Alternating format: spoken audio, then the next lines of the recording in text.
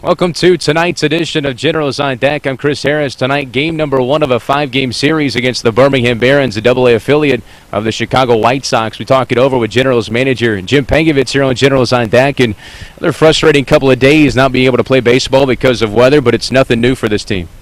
Yeah, it's part of the game, but I think we've certainly had our share of it this year, and hopefully those days are behind us. Got to the bottom half of the second inning when the rain hit last night, a long rain delay. We had to sit around a long time. That's a little bit worse than just having to play a couple of games, honestly. Yeah, the story was they had a firework display scheduled, and they were waiting for it to get dark, so they wanted to keep the crowd around, and hopefully it would have gotten darker for them to get the fireworks off, but I think common sense prevailed, and we were able to get out of town. And, a couple of rough games to start that series, so it honestly gives us a chance to regroup here and start a new series fresh here at home. Yeah, that's what's great about this game is, if you're struggling a little bit, you can put it behind you. You've got another series coming up, and certainly we have a challenge with Birmingham coming in here, but it's nice to have some new faces to play. Going back to the series and going back to Monday, Julio Morban named the Southern League Hitter of the Week. Haven't had a chance really to talk to you about that, but what a start to the season he's had, and I think when he's healthy, he can be a really great player going forward. He certainly is. He's hit at every level, including this one. It's just a matter of him getting some playing time and some experience. Coming into the season, he was predominantly a center fielder. He's played right field all year here, but we're going to try to move him around a little bit more as the season progresses.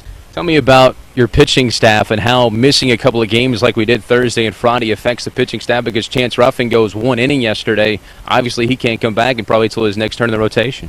Well, certainly there's an effect on the pitchers. First and foremost, their command, being able to throw strikes and use all their pitches. And certainly we don't have a power staff by any means at this point, and they all need to be sharp, and they're going to be challenged with the days off.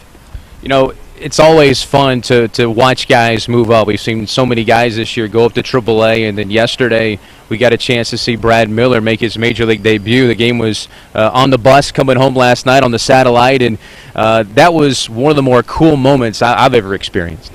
That's what it's all about, Chris, is watching your teammates or the kids that you've coached get an opportunity to play in the big leagues. And I think it impressed upon all these kids here that are teammates of Brad's, former teammates of Brad's, that they're not that far away. And certainly it was exciting to watch him on the bus, and he had a great game. You can tell how much Brad is respected by his teammates by how they reacted. I mean, he fields the first ground ball of the game, and you would have thought he hit a home run.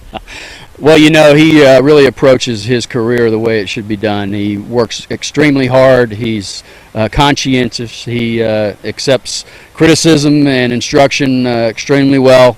He's just going to continue to get better, and I think he's going to be a really good Major League player. You look at up and down that lineup yesterday for the Mariners. Nick Franklin gets a couple of doubles. You have Kyle Seager. Dustin Ackley's now playing in center field. Mike Zunino gets the walk-off single there at the end. I mean, it should give folks here in Jackson and us a lot of pride. It's not lip service that we say these guys are not that far away, and they're the future big leaguers. All you had to do was watch that game yesterday to see the proof. And certainly I think we've got a few more players here on this Jackson team that could fill the bill down the road. Let's talk about this team for right now and what it needs to do going forward in the second half. Had the great game Saturday and Sunday. How does this team become more consistent night in, night out so we can be competitive here in the second half?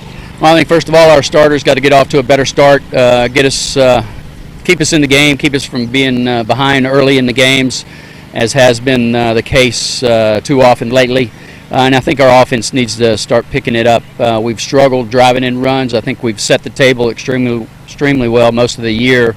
Just haven't had those clutch hitters in the middle of the order to drive in the runs and score when we've had opportunities. But we're making progress. I think the kids are getting better. We've got a couple of new faces like Ramon Morla in the middle of the order that hopefully will help us. And if we score some runs and get some good starting pitching, I think we'll win more than we lose. It should be an added motivator seeing guys like Brad Miller and Hector Noesti, Brandon Bance getting promoted this year, to know you're that close, and the Mariners right now are willing to use their young players. We've said it more than once that there's a lot of people watching them play here. Certainly they're on the radar, not only in Seattle, but all over Major League Baseball. And these kids hopefully will get the message to come to the ballpark every day, work hard, and play hard during the games, and see what happens. You want to leave it out on the field and give it everything you got and have no regrets. So we had a late night last night. We both need to shave, but hey, appreciate you joining me for On Deck today. All right, thanks, Chris. All right, today.